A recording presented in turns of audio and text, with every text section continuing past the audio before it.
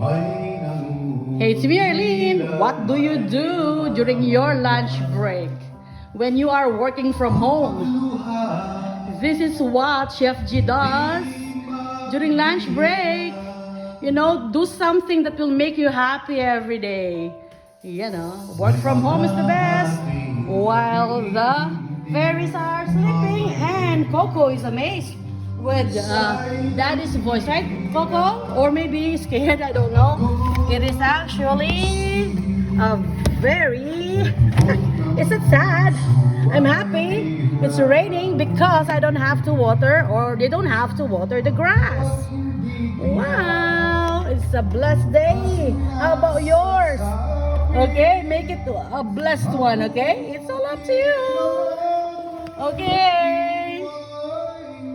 Thanks God for everything. I thank God for every moment. God bless us all. Mga pangambay, agad na naibsan dahil sa pag-asa, di kami iwan.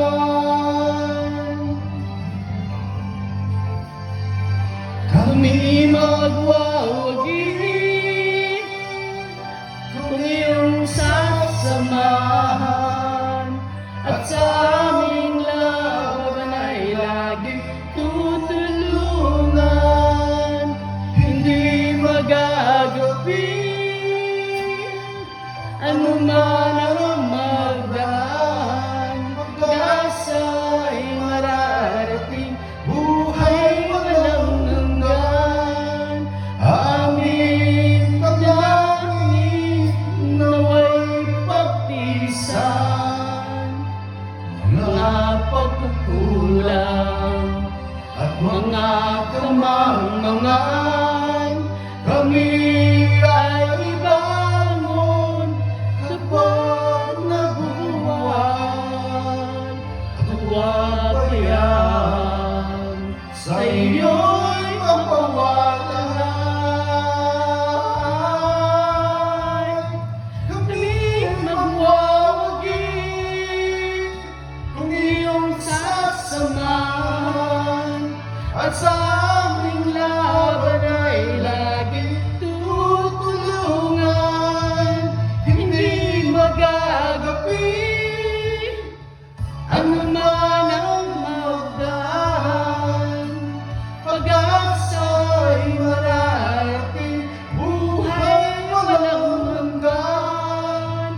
Aming dalangin naway pagtiisan mga pagkukulang at mga kamangmangan. Kami ay bangon kapag nabubuhan,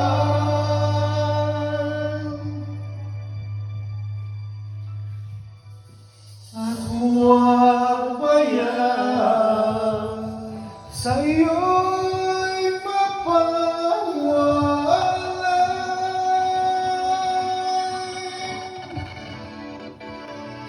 Salamat, O Jesus, sa iyong pagmamahal. Ikaw ang pag-asa at ligaya sa